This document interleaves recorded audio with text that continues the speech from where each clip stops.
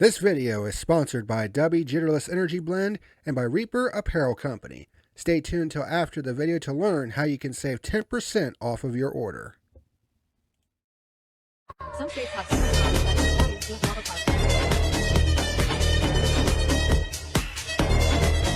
that Hey, what's happening, ladies and germs? This is the PackerMan, and welcome to the debut episode of Burnt Rubber, my new Motorsports news show, where we basically talk about breaking news in the world of motorsports, mainly about NASCAR, but it can be about any motorsport, honestly. It could be, any breaking news that happens, and this is a show that's going to be pre-recorded and will happen Monday through Friday, depending on, when stuff breaks. But this show was originally supposed to make its debut edition in January, to start the new year. But based on the bombshell that happened on October the 2nd, 2024, it necessitated this show's debut being moved up about 3 months, as it were. Because the absolute bombshell that was dropped was 23XI and Front Row Motorsports suing NASCAR over antitrust violations. And there's going to be a lot to talk about in this debut episode. It's going to be a long one, so I would probably grab some popcorn, maybe even a pop or a drink of your choice. Sit back, relax, and enjoy the ride, because this is going to be one hell of a ride, that's for damn sure. But first thing, we actually got a couple other news stories to talk about real quick, although they're going to pale in comparison to the main one that we're going to be talking about. But nonetheless, we're going to talk about them, as they're still pretty big in their own right. So let's get into things. Now, the first bit of news that I want to talk about is silly season news. And that is Dale Earnhardt Jr. and Junior Motorsports moving Carson Kvapil up to the XFinity Series in 2025. Now, for those of you that don't know who Carson Kvapil is, he's been pretty much tearing it up in the Cars Tour the last couple of years. I think he is the two-time reigning Cars Tour champion in the late model division. And recently, he won at Martinsville at the, I forget what the name of the event is called, but it's a 300 lap race. Well, it's a 300 lap event with a 200 lap feature. And he finally won the grandfather clock that he had been seeking in a late model stock car.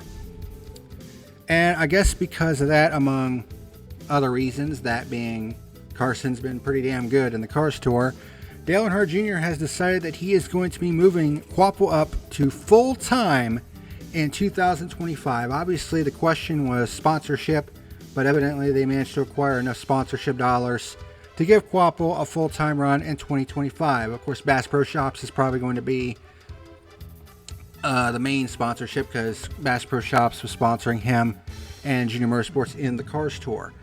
So they're going to be moving up to XFinity in 2025 to sponsor Kvapil in the XFinity Series. Of course, if you don't know, Carson Kvapil is the son of former Truck Series champion Travis Kvapil. So, more you know. But, Junior Motorsports, I mean, they're looking pretty good for 2025, because I think Sammy Smith is staying on board. I don't remember if he is or not. But Justin Allgaier obviously is. I mean, he's pretty much an Xfinity guy for life, it seems like. I mean, he's decided to take up the thankless task of being a gatekeeper, I guess you could say. But got two hot shots that are going to be joining JRM in 2025. You got Connor Zilic, who, I mean, he is just phenomenal. He won in the Xfinity Series on debut at Watkins Glen. Then his first race on an oval, he finishes 4th. and had two miraculous saves that are just mind-blowing. And then, of course, you have Carson Kvapil moving up. So JRM looks really good for 2025. And I would not be the least bit surprised to see Connor Zilic and Carson Kvapil up in the Cup Series before too long. And I honestly think those two are stars in the making. I mean, Connor Zilic, I mean, you want to talk about somebody who might be a generational talent. Like, this guy he's already won the Rolex 24 in sports cars. He's been tearing it up in ARCA. I mean, which isn't much to say, honestly. But, I mean, he won on debut at Watkins Glen with guys like AJ Allmendinger and Shane Van Gisbergen in the same race. And he even got a penalty midway through the race and was still able to come back and win. So what does that tell you? So, yeah, GRM in 2025 is looking really, really good. Now, this next one is basically coming about because of what happened at Kansas in the Cup race with Josh Berry. Where basically Josh Berry was forced out of the race because he had a little bit of contact in a spin and got 4 flat tires and was unable to get his car moving. And by rule, NASCAR said that because of that, he is done for the day. If you have to be towed back, you're done for the day. This obviously caused quite a bit of discourse online where a lot of people were like, this rule is fucking stupid. So, NASCAR has said that they will be taking a look at that at the end of the 2024 season.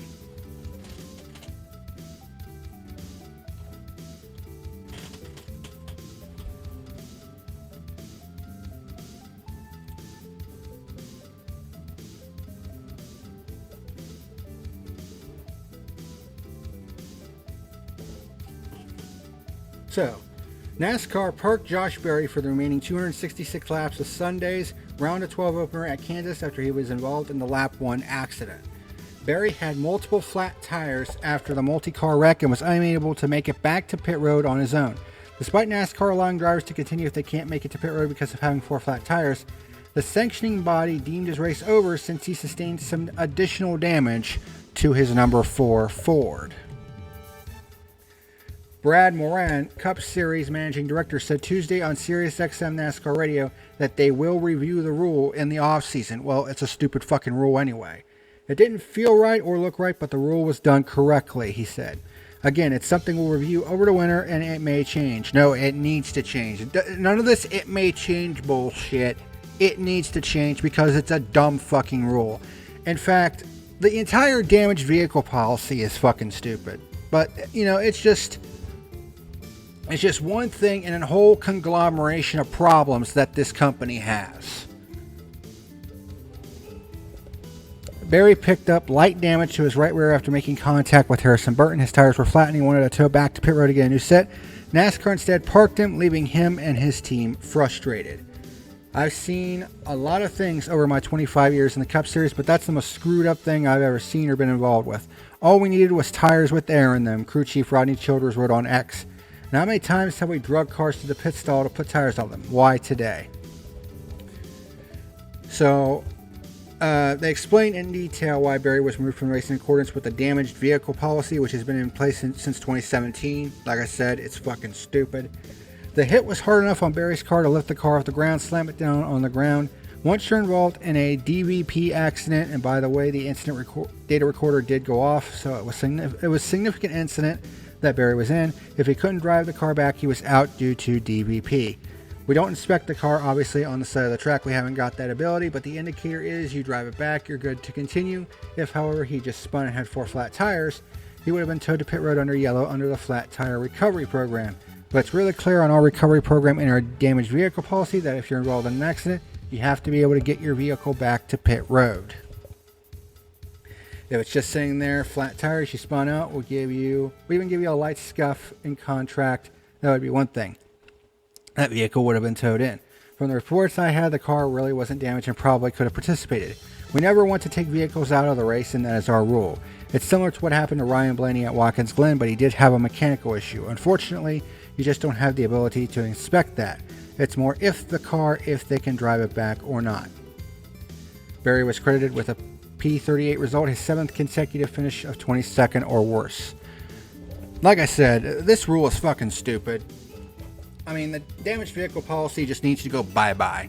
Because it's pretty clear that NASCAR, I mean, in addition to all the other shit that, you know, that they can't get right. I mean, they can't even get the damaged vehicle policy right. You know, so they say, well, some things may change. No, shit needs to change. I might end up putting that on a fucking t-shirt. Shit needs to change. I mean, I think that's what I will do once I finally get a fucking job. Able to find a fucking job and get some money flowing again. Get a new shirt that says shit will change. Or shit needs to change. Like have a little poop emoji, needs to, and then like a pile of change underneath of it. I think that would be pretty cool. But honestly, the damaged vehicle policy is the least of NASCAR's problems right now because of the bombshell that was dropped on October 2nd, 2024. Let's get into it.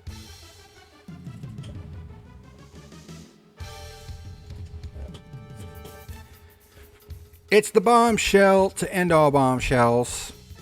It's the nuclear option. And it's probably the biggest news story to come out of NASCAR in a long time. Like, I can't even remember a news story this big to where it was blowing up on social media to this degree. I mean, literally, it seemed like everybody, every NASCAR beat reporter, everybody who has any sort of investment in NASCAR has put in their take on this. And obviously, I'm no different. And I'm obviously going to be giving my take on this whole deal. But I'm going to start with this. I fucking told every last one of you that things were not hunky-dory at NASCAR. Yes, they got the $7.7 billion television deal. But I kept telling you that it was not all sunshine and rainbows in the world of NASCAR. And yet you have all these fucking bootlickers that say, no, everything's okay. I mean, Larry McReynolds basically slammed both 23XI and Front Row Motorsports for filing this lawsuit against NASCAR. And basically went on this little tirade saying, I mean, why do they get the right to... I mean, I'm paraphrasing here, but he's basically like, you know, why do they get the right to try to challenge NASCAR, you know, over this when they haven't even been in the sport that long? And why do they think that, you know, NASCAR hasn't done business the right way for 76 years? You know, I used to have a lot of respect for Larry McReynolds, but it's pretty clear that he evidently likes to bend over the table and let NASCAR fuck him right in the ass for his paycheck. I mean, it just sounds like he is about the biggest fucking bootlicker of them all. And I'm just going to be upfront with you right now. If you are defending NASCAR over this shit, especially after I show you everything that Jeffrey Kessler has basically laid out in this lawsuit, then quite frankly, you are nothing but a fucking bootlicker asshole, and I honestly don't want you on my channel ever again. You can just get the fuck out. Because if you honestly think that NASCAR is in the right for all this shit, then quite frankly, you're part of the fucking problem. Because after reading everything in this 46-page antitrust lawsuit that 23XI Racing and Front Row Motorsports have filed against NASCAR, I literally read through all of it, and I just shuddered. I just cringed harder than probably I've ever cringed before, because some of the shit that NASCAR is trying to force on these teams with this new charter agreement is putrid. I mean, it is insanity to the highest order. Like, how can you look at this charter agreement as a sane human being and say, this is okay, this is alright, this is fair?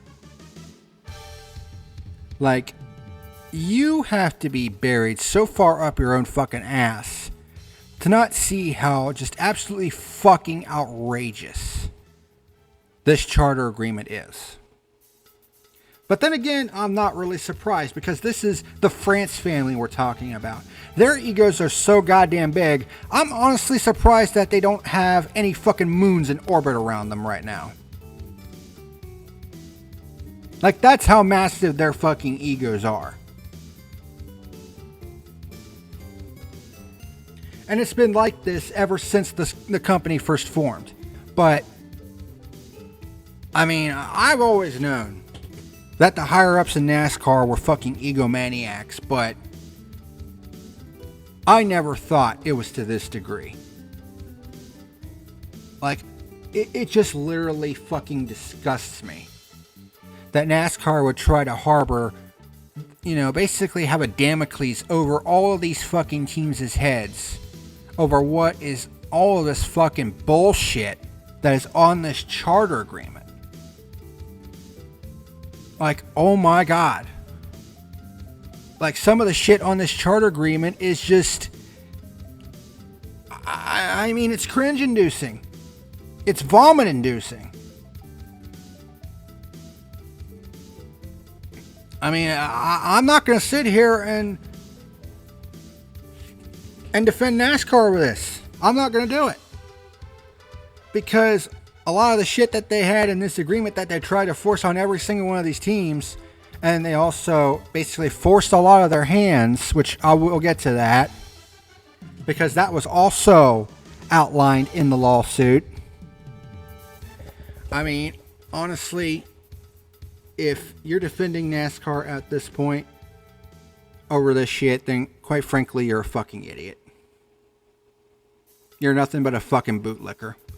And you must like taking it up the fucking ass with a steel-tipped dildo. I mean, that's about all I can say. Because, I mean, you can't look at this and say, oh, this was okay, because I'm just going to look at you like you're a fucking... it's just... like, it's insanity. It's absolute insanity. You know, and the fact that 13 teams signed this agreement, it just makes me look at all of them and be like, are you fucking insane? Like, why in the actual fuck would you agree to shit like this? Are you fucking kidding me? It just boggles my fucking mind. So, let's go through all the particulars. Alright, let's go through all the particulars with this lawsuit. It's a 46-page antitrust lawsuit. And it was filed by Jeffrey Kessler, who's an antitrust lawyer.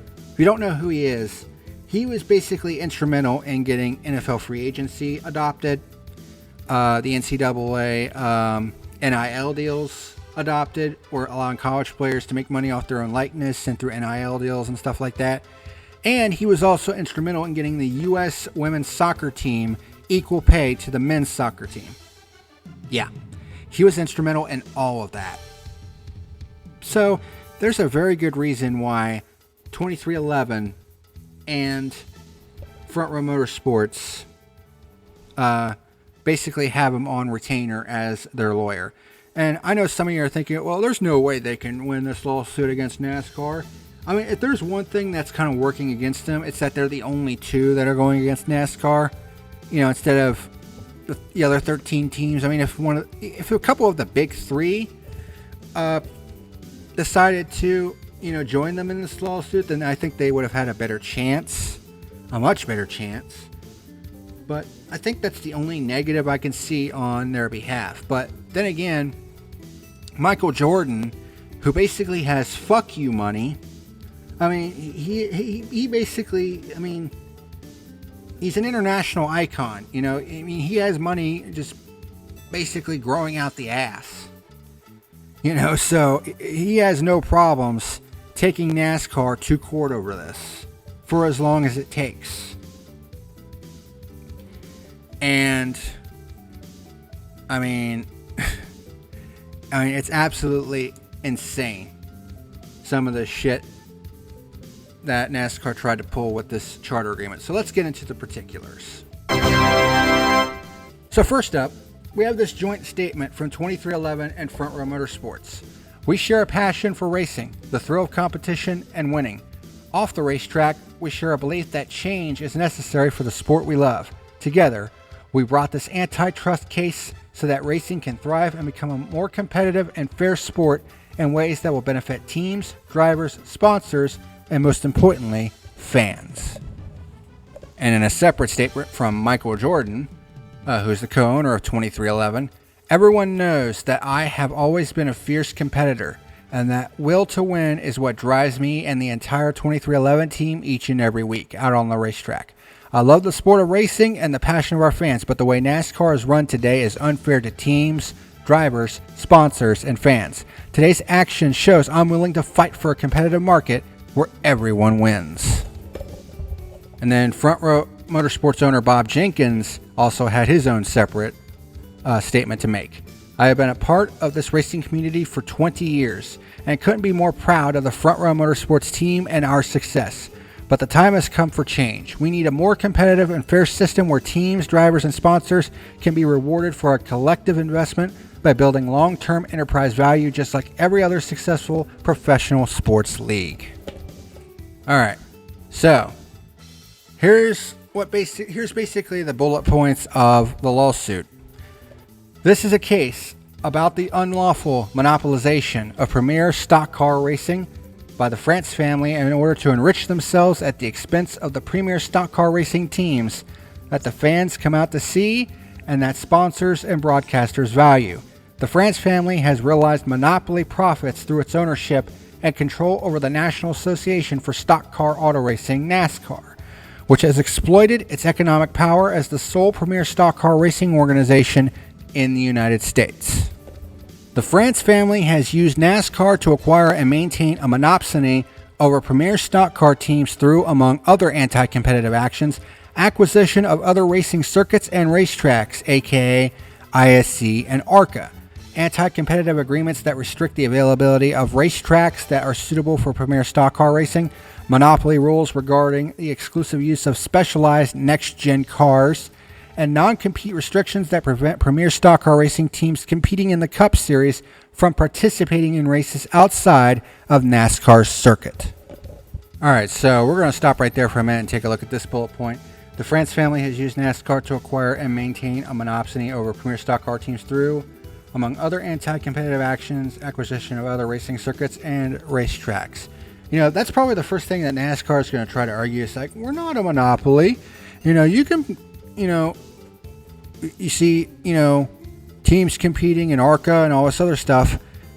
You know, the problem is NASCAR would have had a better argument over that if it weren't for the fact that they acquired ISC, International Speedway Corporation, in the late 2010s. I forget exactly when they did it, but they acquired that organization and all the tracks that they own, which is like 75% of the tracks on the schedule.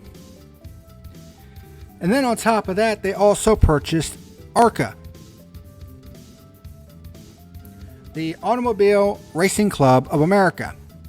For years, ARCA was seen as NASCAR's competitor. But because ARCA had fallen into financial trouble in the late 2010s, NASCAR bought them out and now basically uses them as a feeder series, which they don't promote or anything of that nature, and you see it in the grandstands. Hardly anybody goes to these races. I mean, it's a wonder it's still around at this point.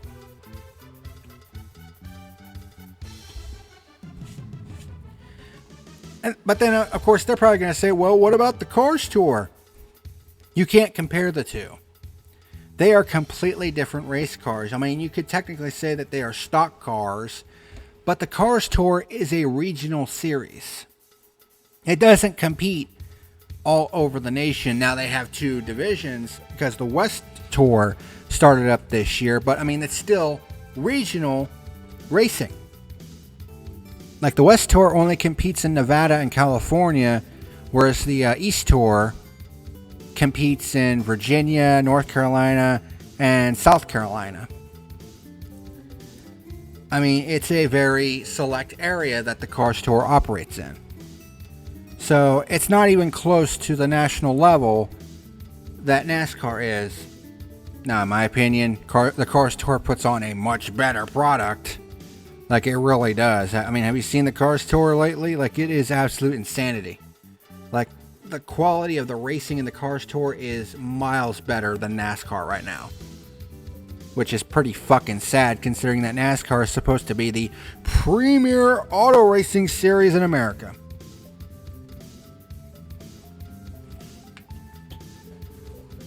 And as far as them competing, race teams from competing in races outside of NASCAR, in other words, not being allowed to compete in other stock car racing type races, I mean, that sort of thing's been around since NASCAR was formed. I mean, NASCAR penalized Lee Petty in, I believe it was either 1950 or 1951, basically stripped him of all of his points like a quarter of the way into the season, because Lee Petty competed in races that were not sanctioned by NASCAR. And in fact, there was a couple other drivers that got that same treatment. So this sort of thing, it's been in NASCAR for a long ass time. So, moving on. Following the 2018 season, NASCAR developed its next-gen car program to exercise additional control over the teams. NASCAR has unfettered power to require Cup Series teams to race cars that comply with whatever technical regulations and parameters NASCAR sets. This gives NASCAR the unilateral authority to increase teams' cost and to force them to buy from NASCAR's hand-picked single-source suppliers. But with the next-gen car, NASCAR made not only technical changes to the car's parameters, it also changed the rules so that each next-gen car's parts remain the property of NASCAR. Now, ain't that just about a kick in the teeth? You know, at least, I mean, with these new cars, I mean, it's like I've been saying before, these cars are basically Walmart cars. And Kyle Larson even said it himself when he went on that little Twitter rant a week or two ago. He basically said that these were spec cars. And therein lies the problem. You know? I mean, it has had a profoundly negative impact on the quality of the racing that we're seeing out there on the racetrack. I mean, look at how many races the last 3 months have been absolute fucking dog shit. I mean, all those races leading up to the Olympic break. I mean, I can only think of 1 or 2 races since we got back from the Olympic break that have actually been halfway decent. Daytona and Kansas. Other than that, the rest of the races the last couple months have been absolute fucking garbage. But of course, we can't say all these things as a fan or as an observer without getting fucking gaslit by all these fucking bootlickers in the NASCAR industry. And yes, I'm looking at you, Kenny Wallace. I'm looking at you, Kyle Larson. Fucking Elton Sawyer, Steve Phelps, Steve O'Donnell.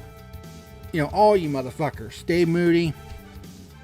I mean, you all been trying to say that, oh, everything's okay. I mean, the racing out there is pretty good. Really?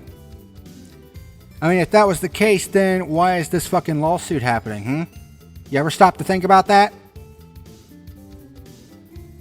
Some food for thought. You know, and then on top of that, it says that they changed the rules so that the next-gen car's parts remain the property of NASCAR. So basically, these teams aren't even the true owners of these race cars. They all belong to NASCAR. NASCAR is basically loaning these cars to these teams, even though these teams are basically spending millions upon millions of dollars on car development, you know, and all this other shit. But it's like I said, there's no room for ingenuity or innovation anymore, and as a result, the product has gotten stale. And I'm going to be talking about that after I'm done with all of this lawsuit stuff, because I got some things, I have some ideas of my own about what to change in NASCAR as far as some of the shit that we're seeing in this sport right now. I mean, outside of the whole, antitrust charter shit. But we'll get to that when we get to it. By continuously employing anti-competitive restrictions on racetrack access, restrictions on teams competing in other events, and other anti-competitive acts, NASCAR has unlawfully maintained its monopoly position for offering a top-tier stock car racing series in the United States in violation of the Sherman Antitrust Act. No stock car racing team can compete at the top-tier level in the United States without accepting the anti-competitive terms that NASCAR imposes as a condition for the teams to compete in the input market for racing teams that NASCAR controls. So for those of you that don't know, the United States actually has a law in place to prevent monopolies in business, known as the Sherman Antitrust Act of 1890. It is an antitrust law which prescribes the rule of free competition among those engaged in commerce and consequently prohibits unfair monopolies.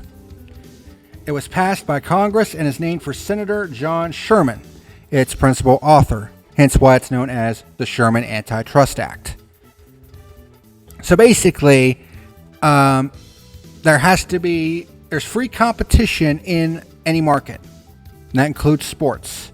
There cannot be any unfair monopolies at any time, or you would find yourself afoul of the Sherman Antitrust Act, which is what 23XI and Front Row Motorsports are alleging NASCAR has committed with the 2025 charter agreement.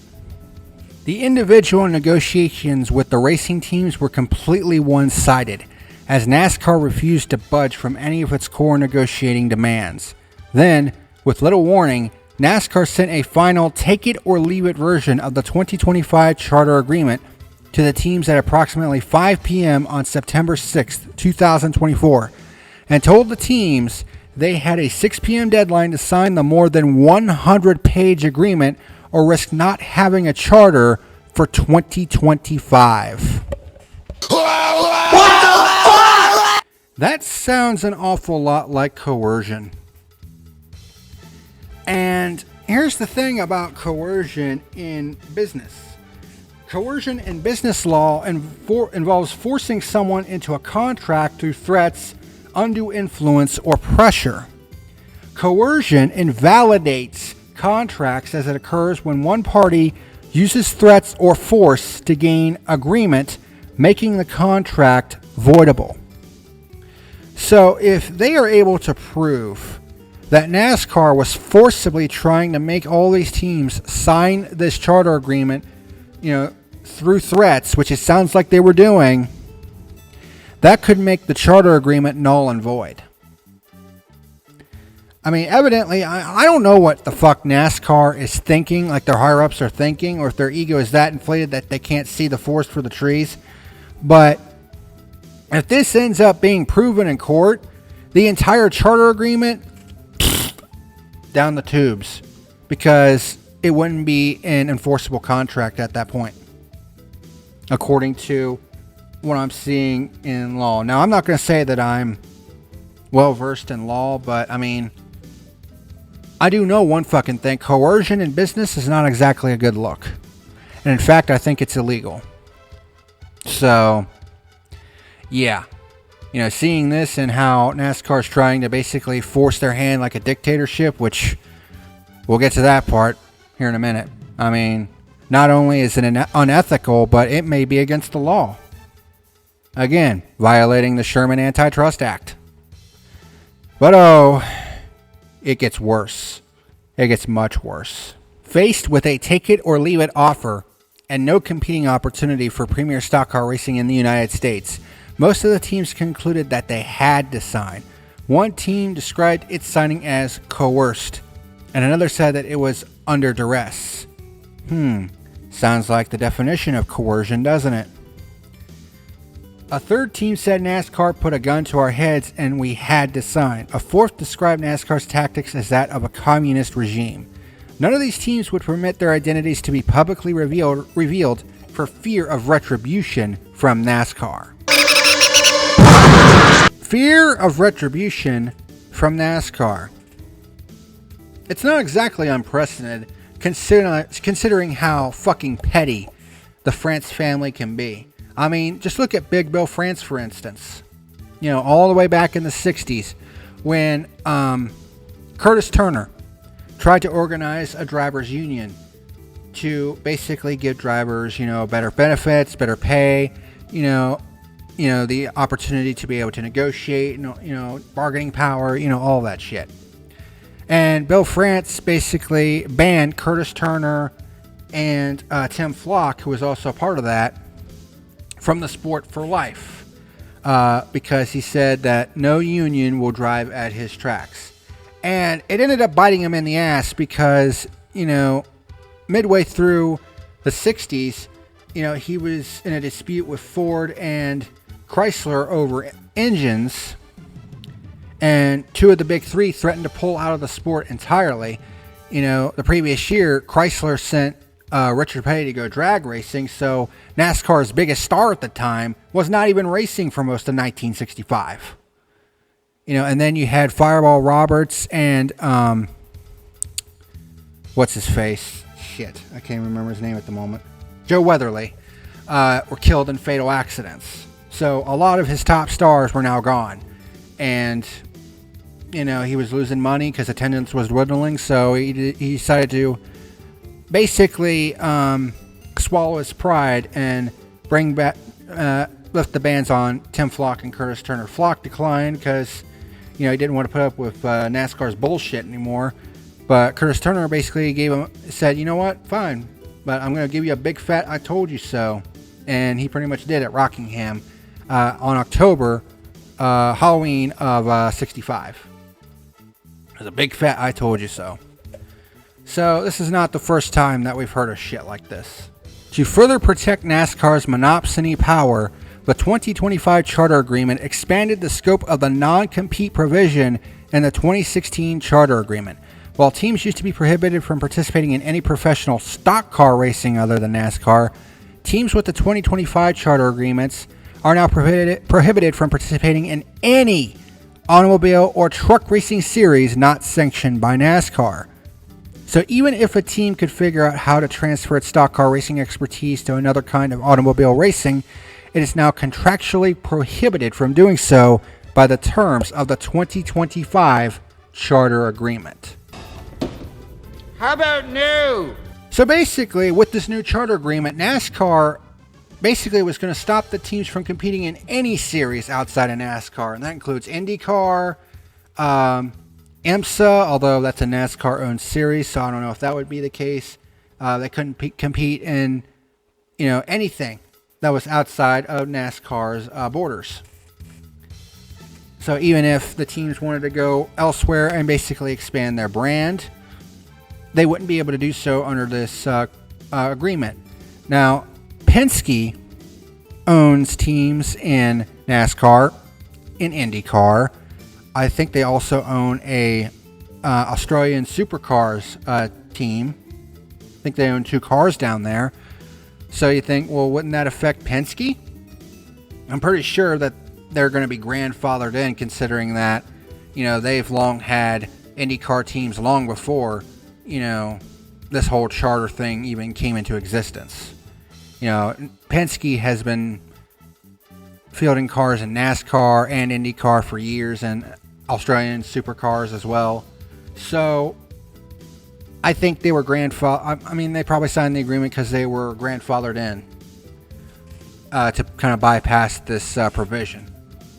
So there's that. But I mean, obviously, you know, to prevent teams to try to expand their brand to other forms of racing where they might be able to get a bigger footprint, you know, that's pretty shitty on NASCAR's part.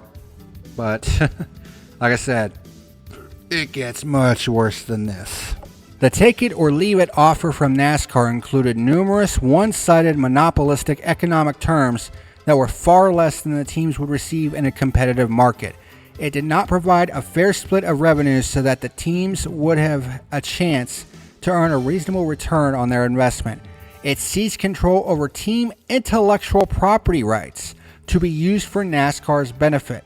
It did not provide permanent charters so that the teams could not realize value through permanent charter appreciation. It did not give teams the ability to resist unilateral NASCAR rules that increased team costs.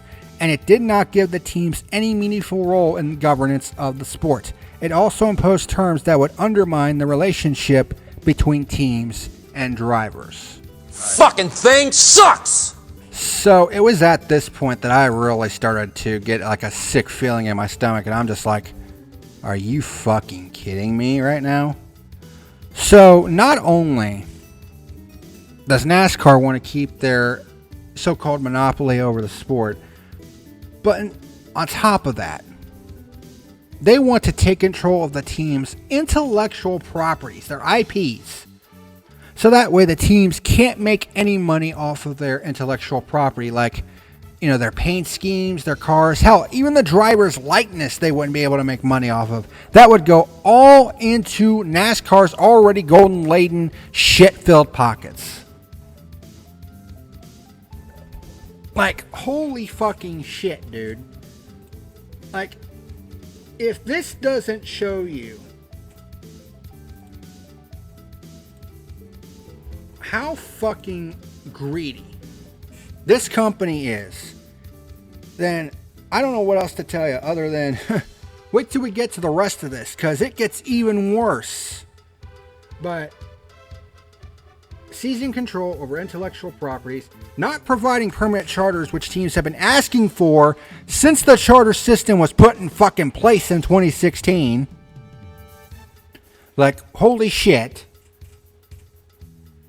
You know, did not give teams the ability to resist NASCAR rules that increase team costs because, you know, these teams basically operate at a loss. That's basically what it is. I mean, hardly any of them turn a profit if they do at all. I mean, Hendrick Motorsports is the most successful team in NASCAR history, and they haven't turned a profit in 10 years. That's fucking ridiculous. And it also imposed terms that would undermine the relationship between teams and drivers. Like, you know, I look at this shit and I'm just like, what are they thinking? And they didn't think this shit would get out. You know, knowing how vocal Denny Hamlin has been, you know, how he's been very vocal against this whole charter system, this charter agreement. You know, and the fact that he has Michael Jordan's backing. Like, NASCAR didn't think this shit would happen. Are you fucking kidding me? You know, I'm just looking at this right now and I'm just thinking, holy shit, this is just absolutely insane. But it gets even worse.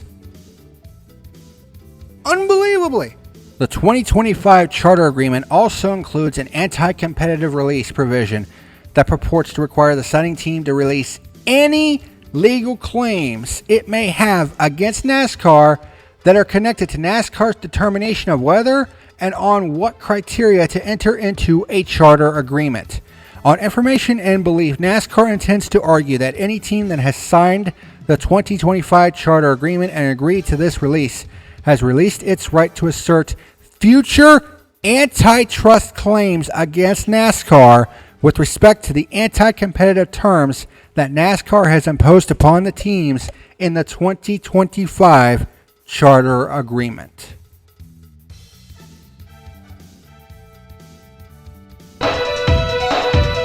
What the fuck, man? This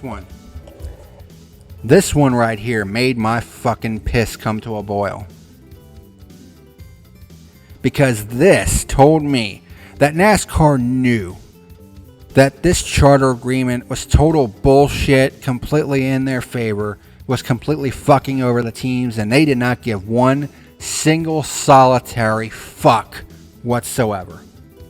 To the point where they tried to bully these teams into signing this agreement so that way they wouldn't have a leg to stand on And they say, well, you signed away your rights. Well, the problem is, like I said before, you can't coerce or force these teams into signing an agreement. That's called coercion in business. And it's not legal because it could cause a void of the terms of the agreement.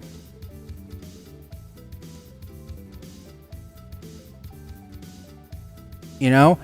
And I'm pretty sure 23XI and Front Row were looking at that and they were like, you fucking serious?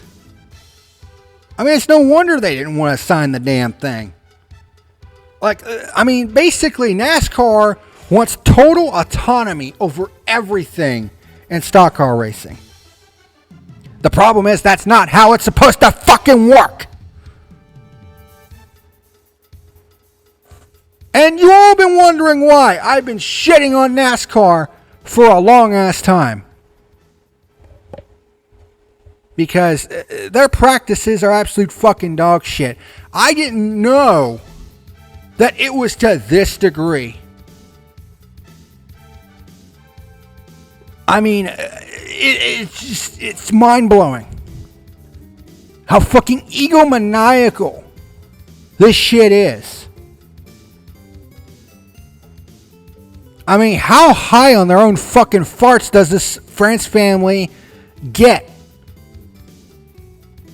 Like they must think they're king shit at Turd Mountain. But to have terms like this and trying to force these teams into signing this deal by holding their charters as a Damocles over their head, I mean, it's disgusting. It is delusion in the highest degree. And it should not be tolerated by anybody. I don't give a fuck who it is. I mean, honestly, if you're defending NASCAR at this point, then what the fuck is wrong with you? I mean, I'm honestly wondering if you're legitimately insane or not at this point. If you are defending this fucking bullshit.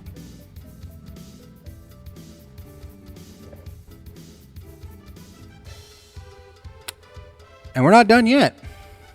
Because the teams are the most likely antitrust plaintiffs to challenge NASCAR, the mandatory release is being used to further protect NASCAR's monopoly position and is itself an anti-competitive act in violation of the Sherman Act. They, meaning 23XI and Front Row Motorsports, both currently each own two 2016 charters that are due to expire at the end of 2024, and both also have entered into purchase agreements for a third charter from another racing team whose owner has signed the 2025 charter agreements, presumably SHR.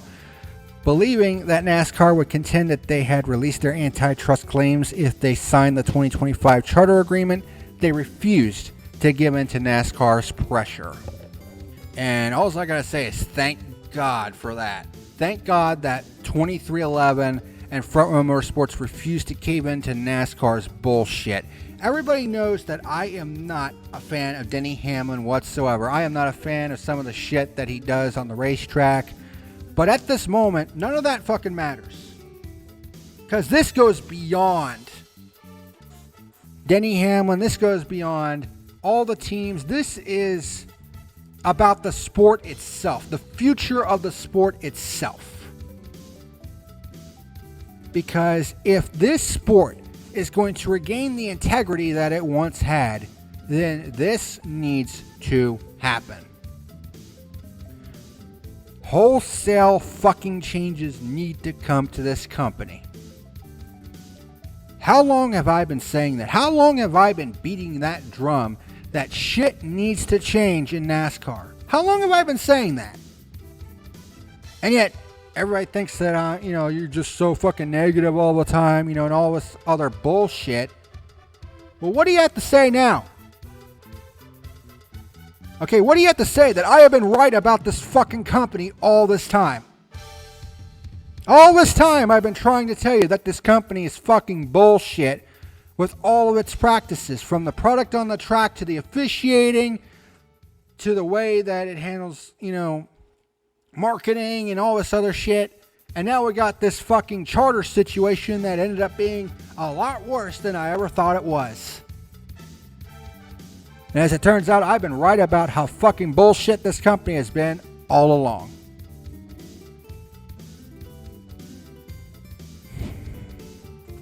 Unbelievable.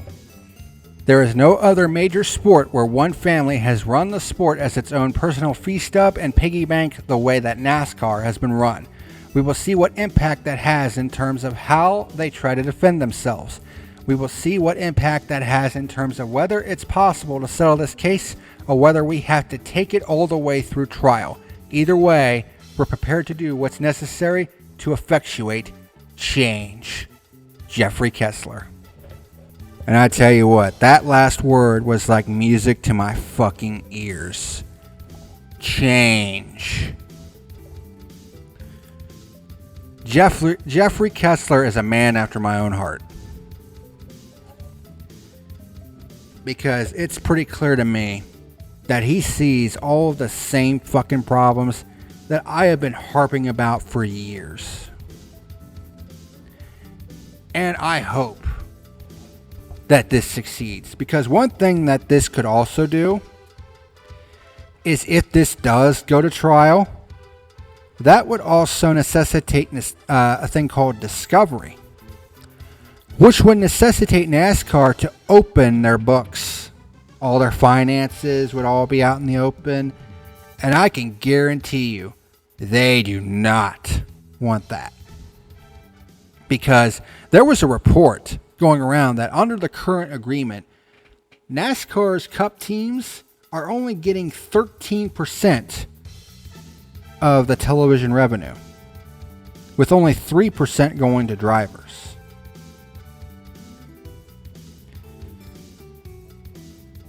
In an industry that makes $3 billion in revenue per year, does anybody not see what's wrong with that picture? And it's like, well, how is NASCAR going to make their money? Dude, NASCAR is making money hand over fist anyway. They're the sanctioning body. You know, they're the ones that set all the ticket prices. They own most of the fucking tracks in the sport. I mean, they're going to make their fucking money. How about you throw a fucking bone to these teams to allow them to operate without absurd expenses? To allow them to be able to turn a profit for once. Because NASCAR's higher-ups, what they don't seem to realize is that this is a symbiotic relationship. This is not like the fucking 60s anymore where you could get any Yahoo into a race car. Racing has gotten a lot more expensive. This is not... The prices in racing are not the same as they were in the 60s. You know, you can't just pluck any fucking Yahoo with a gallon of oil and a lug wrench off the fucking street and say, here you go, let's go racing. It doesn't work like that anymore. Times have changed. And it's pretty clear that NASCAR is still operating in the fucking 60s. It's 2020, it's 2024. They need to get with the fucking times. Because they need to realize that without the teams, what the fuck are they going to put on? How are they going to make their money? I mean, Jesus Christ, it's fucking ridiculous. At the very least, allow these teams to have control over their IP so that way they can make money off of that. I mean, you can't tell me that they wouldn't be able to turn a profit based off of that, you know, being able to sell merchandise and, you know, pictures and television appearances and signing deals and all this other shit. Like, give me a fucking break.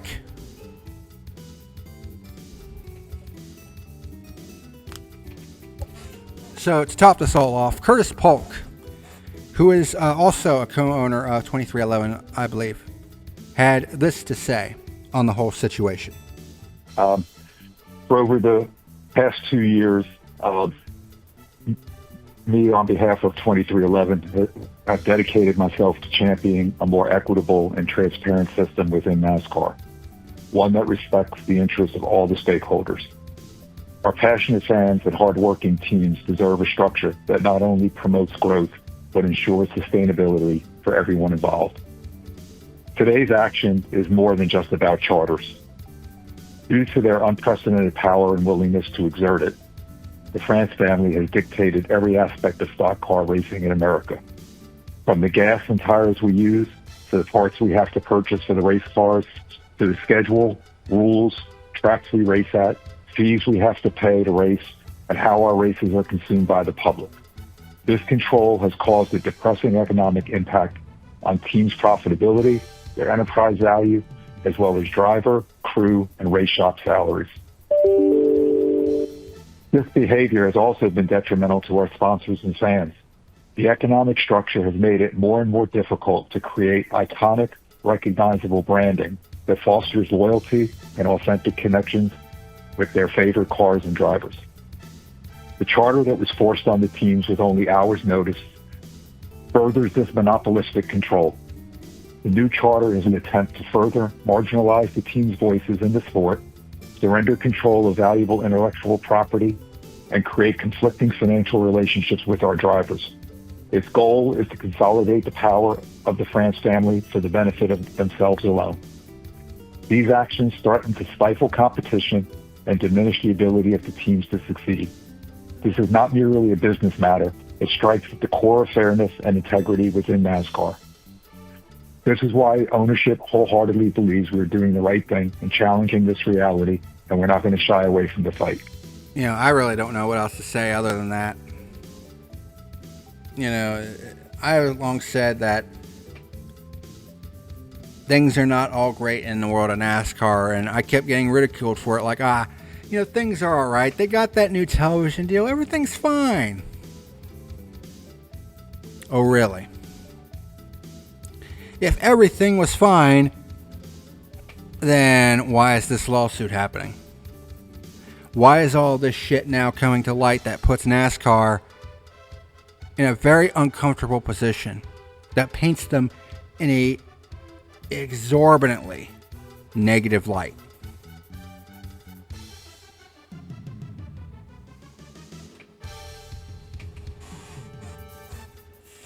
And I hope 23XI and FRM take this all the way to court and drags NASCAR's ass through the fucking coals. Because NASCAR, they have done this to themselves. They were the cause of all this. Creating an unsustainable business model in the 90s with the boom that NASCAR had.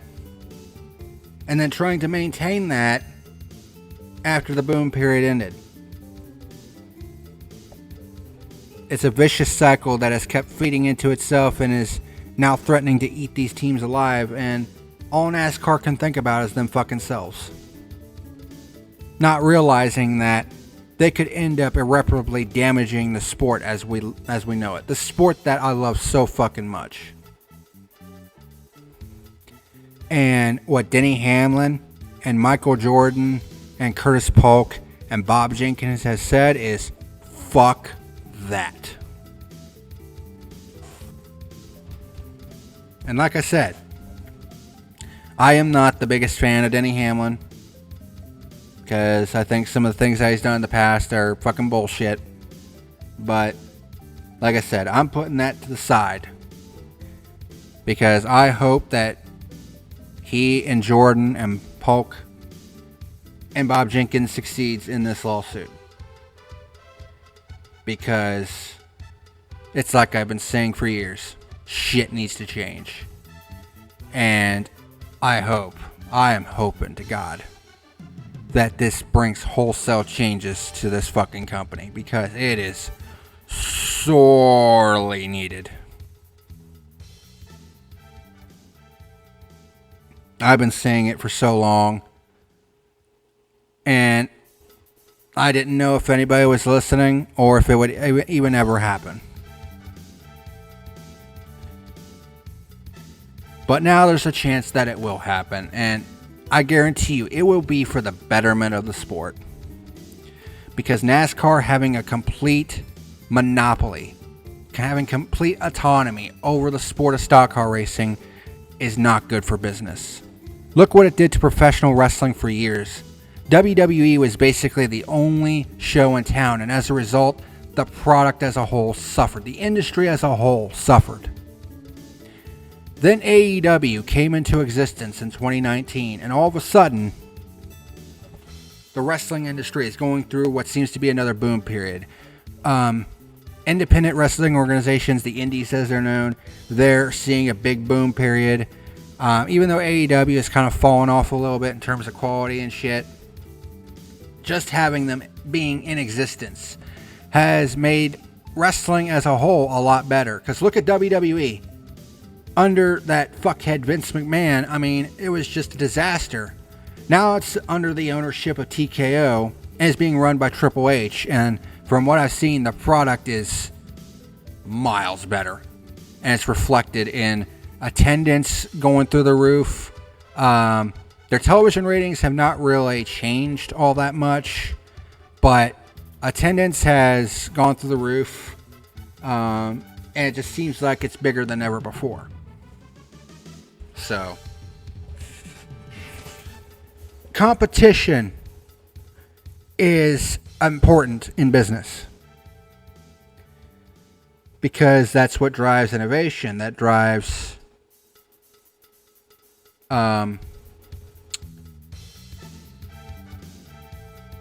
it drives competition. It drives new ideas. It helps keep the product fresh. Having a monopoly is not good for business. And with the way NASCAR has been running things, it has made the product very stale. Just look at what's been going on the last couple years with this new car. We've had a few gems, but for the most part, it's just been shit. Like the quality of the short track and road course races, which were gems in the Gen 6 car, it's been nowhere near that since this new car came out, with only a few exceptions. So I hope to God that this brings about wholesale changes in this company because it is needed. And I have a few ideas of my own. So let's get into the final part of this episode and then we'll wrap it up.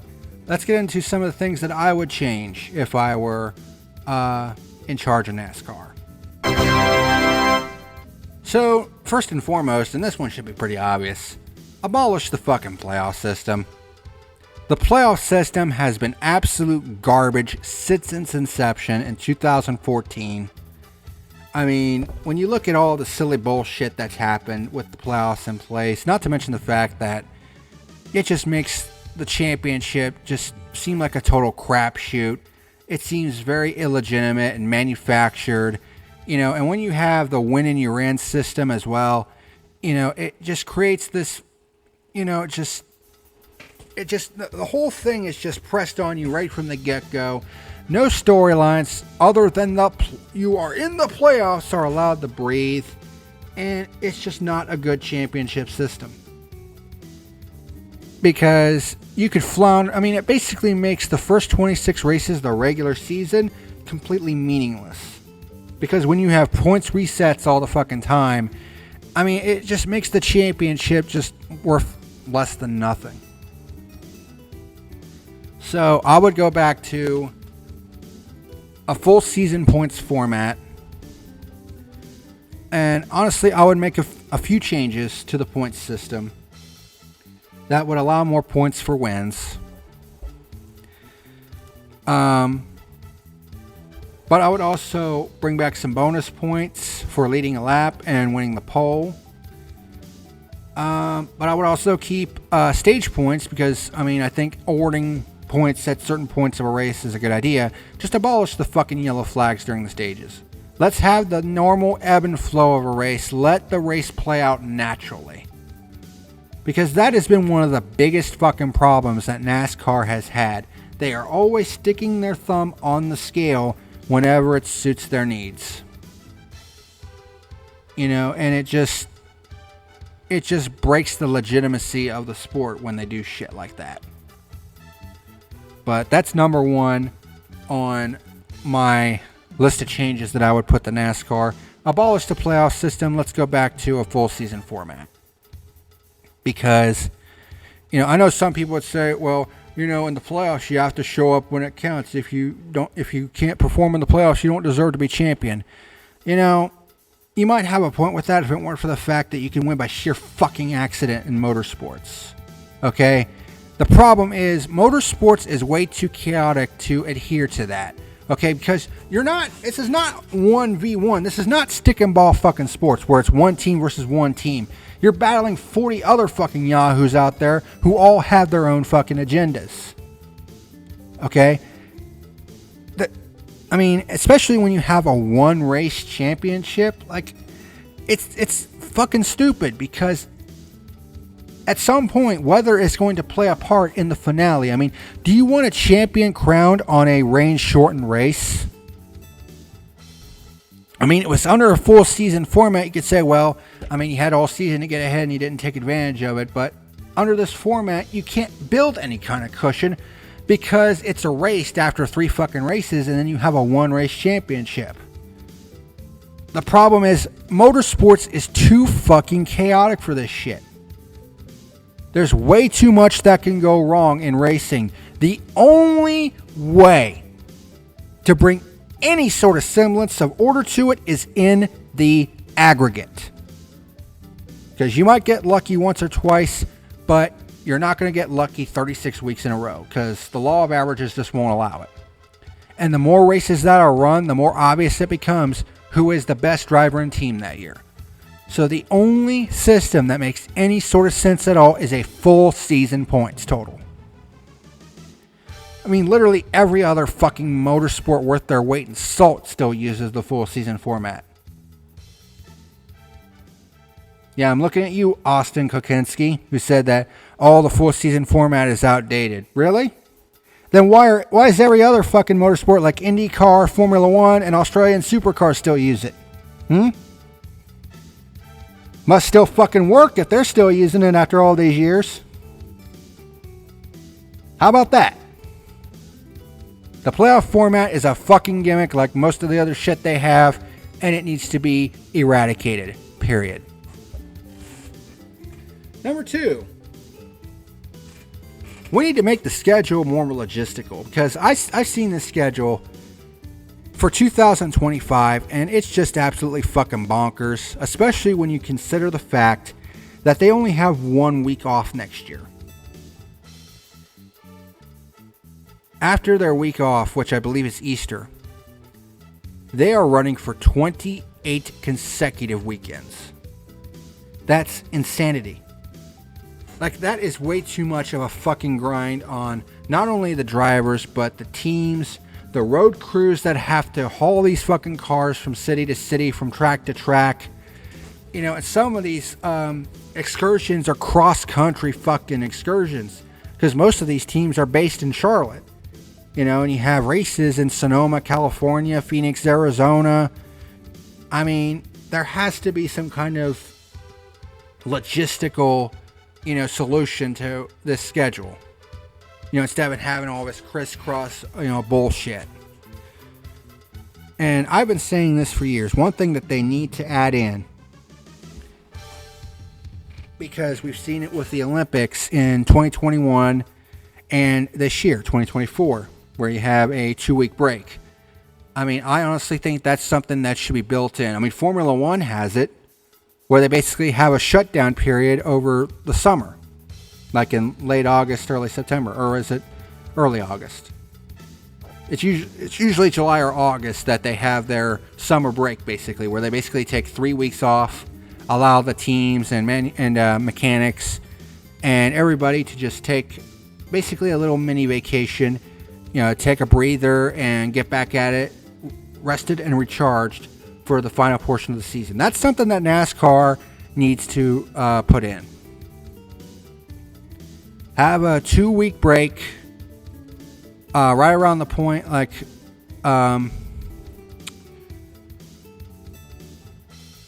would put it,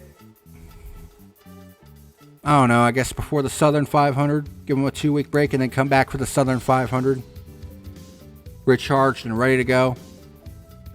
I think that would work. I think Brad Keselowski even said that that's something that they should do. So, Let's do it. And then finally, this might divide some people, but I want you to hear me out. How about we do what Formula One does and put a cost cap in place? Limit what teams can spend. So that way they don't deal with all these insane costs that they have to do. But here's the other thing.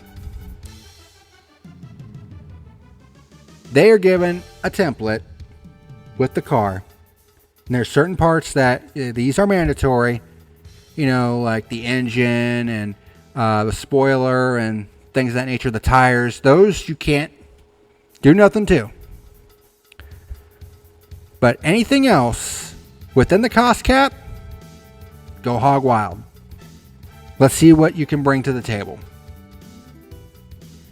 Because I think one of the reasons why the product has stagnated so much is because this has basically become a spec racing sport. Because teams are not allowed to innovate, come up with innovative and creative ideas on how to gain an advantage. And I think having teams be able to come up with these and have a cost cap in place where they're not wildly spending, millions and millions and millions and not seeing any return on investment. I think having a cost cap in place, but allowing the teams to have the freedom to innovate and be creative with their car setups, I think would vastly improve the product on the racetrack. Because then you would have comers and goers. You would see the natural ebb and flow of a race. You could see strategies come into play. You could see all kinds of crazy shit. It's something that we kind of saw, in what I would term the golden years of NASCAR, which was 2001 to 2006. Like, in my opinion, I watched NASCAR during that time period, and for me, it was appointment television. Like, every week was a new adventure. Because a lot of the teams didn't have the same bullshit restrictions that they have today, where they basically are forced to buy parts from single source suppliers. And these cars are basically Walmart cars. It's like I've been saying all this time. And it doesn't put a good product on the racetrack. Maybe at the intermediates, but even then, sometimes the intermediates fall flat on their face. Look at Nashville. That was a fucking disaster. Indianapolis was a complete fucking joke. Bristol. What used to be one of the most anticipated races of the year was a complete and total fucking bore fest. The product has gotten extremely stale, and these teams not being able to innovate, I think, is a part of that. So I would put a cost cap in place, like a certain threshold that these teams are not allowed to go over the course of a season, but give them the freedom to do what they want. Just have certain parts of the car that are off limits, obviously, like the engine, the tires, the spoiler. I would say those are off limits. But other than that, I would let these teams do whatever they want. Bring what you bring. And we'll see what you got. I think that would, in turn, make for a better product on the racetrack. It would sure as hell be a lot better than what we're getting right now. I don't know. But anyways, that's all I have to say. What a first episode for Burnt Rubber. Holy shit.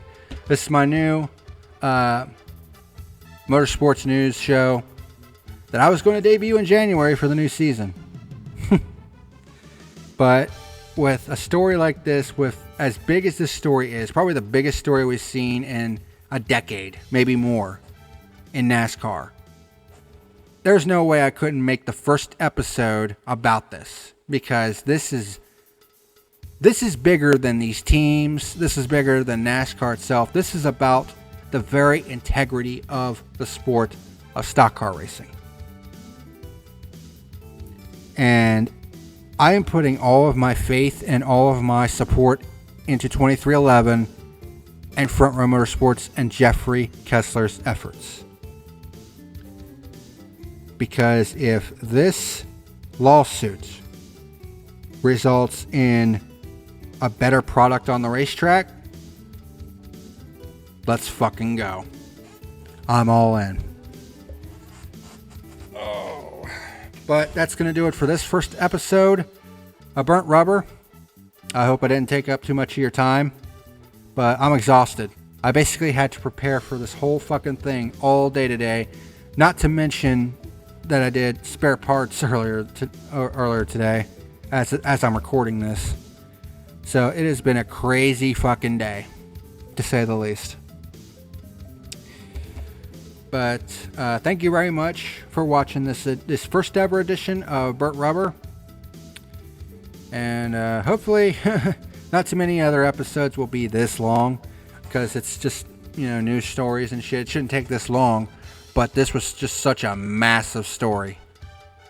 Just it's a big story. It's probably the biggest story. Like I said, it's the biggest story we've had in years. And I honestly hope that stock car racing as a whole comes out better on the other end. So we'll have to wait and see. Thank you very much for watching, and until next time, this is the PackerMan signing out. See you later. Hey, what's happening, ladies and germs? This is the PackerMan letting you know that tonight's video was sponsored by Dubby Jitterless Energy Blend and Reaper Apparel Company. Dubby Energy is a jitterless energy blend that contains coffee fruit extract and was designed to give gamers a boost of energy without all the downsides of regular energy drinks like crashes and harmful ingredients. And there are several different great flavors that you can try, such as Dragonade, Push and Punch, Galaxy Grenade, Beach and Peach, Watermelonada, and the limited edition Palm Blom flavor. And don't forget to get you a plastic shaker while you're at it. If you're interested in giving Dubby Energy a shot, there's an affiliate link down in the description box below. In addition to Dubby Energy, this video has also been brought to you by Reaper Apparel Company. By clicking on the affiliate link down below in the description box, you'll be able to browse through many of their different wares, such as hats, t-shirts, hoodies, and other cool items. When you place an order and you go to checkout, be sure to type in the code PackerMan and you'll be able to save 10% off of your order. Special thanks to both Dubby and Reaper Apparel for sponsoring my channel.